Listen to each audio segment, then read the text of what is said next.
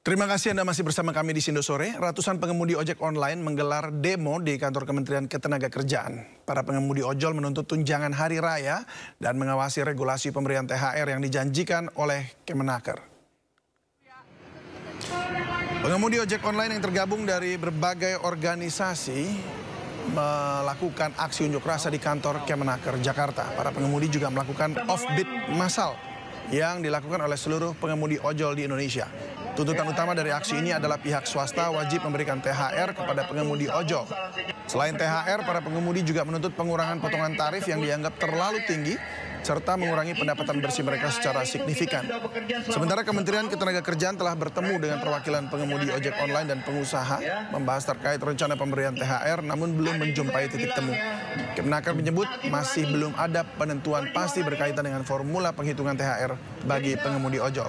Pak Menteri ya, gimana kemarin melakukan demonstrasi?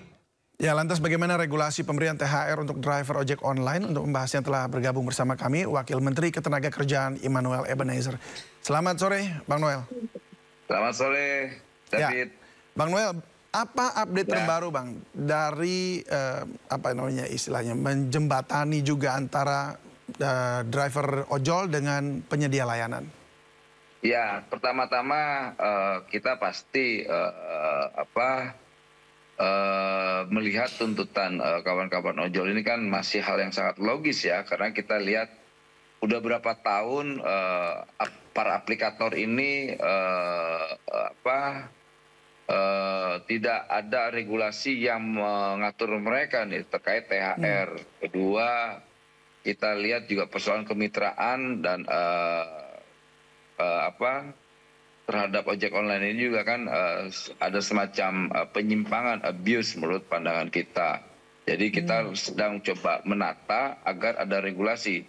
9 tahun lah, mau 10 tahun kalau tidak salah ada kekosongan regulasi terhadap legal standing kawan-kawan ojol. Nah, kalau kita mengacu dari beberapa negara-negara yang sudah mendefinisikan atau memposisikan bahwa driver tolak tenaga kerja ini juga menjadi acuan kita, misalnya kayak Singapura, Spanyol, negara-negara Eropa. Lantas badan internasional, khususnya International Labour Organization juga sudah menyampaikan bahwa driver ojek online itu adalah pekerja. Jadi ada berapa tuntutan selain THR dan posisi kawan-kawan ojek online itu mitra atau pekerja. Nah, kalau mitra sebetulnya ya mereka tidak bisa disanksi, ada posisi sejajar. Nah, ini kan tidak. Gitu. Lantas ada kontrak itu, kalau kontraknya mitra juga kan kita lihat, nanti kita akan pelajari banget lah. Oke, kalau abuse-nya tadi itu di mana ya pemerintah melihatnya? Kan tadi Anda sampaikan. Ya, kita melihat definisinya. Gitu, definisi soal mitra itu.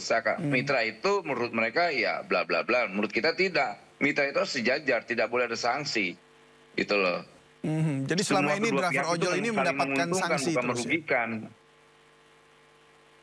Gitu. Oke, ada mitra itu kan saling menguntungkan, bukan salah satu diuntungkan tapi yang satu dirugikan, itu kan bukan mitra namanya.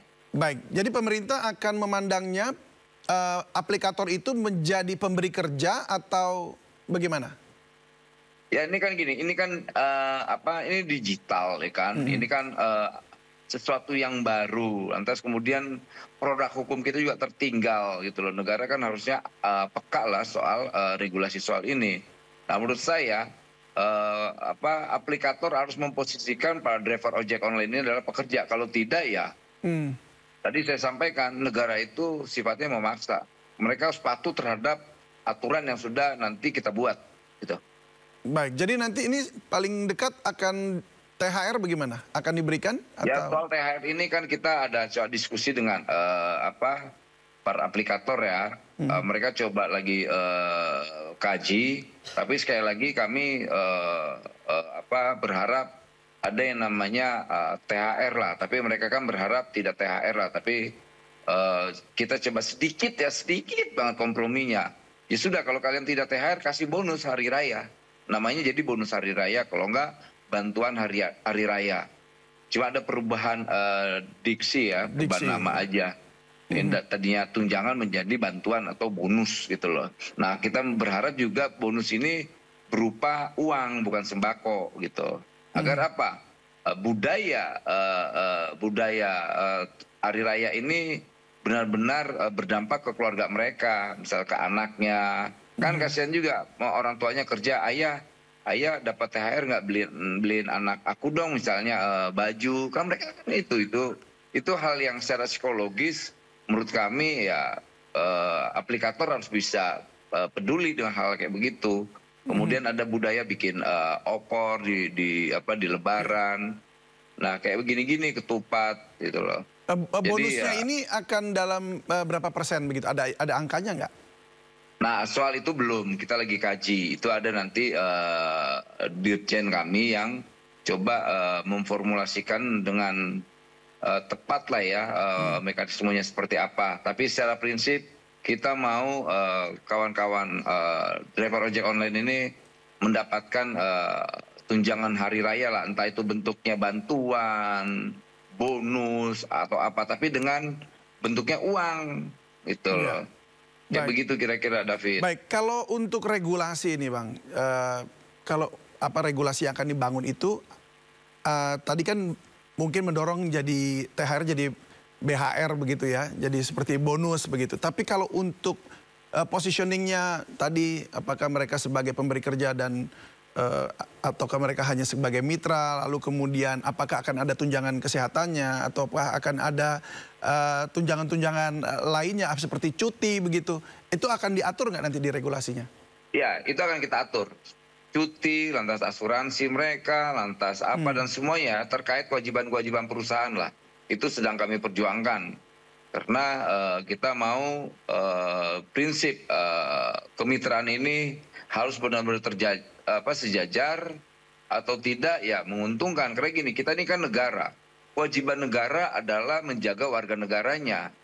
Jangan seakan-akan kita ini negara ini kayak Ormas atau LSM. Itu kita ini negara. Organisasi terbesar dalam sebuah pemerintahan adalah negara. Jadi mereka harus patuh terhadap aturan yang menjadi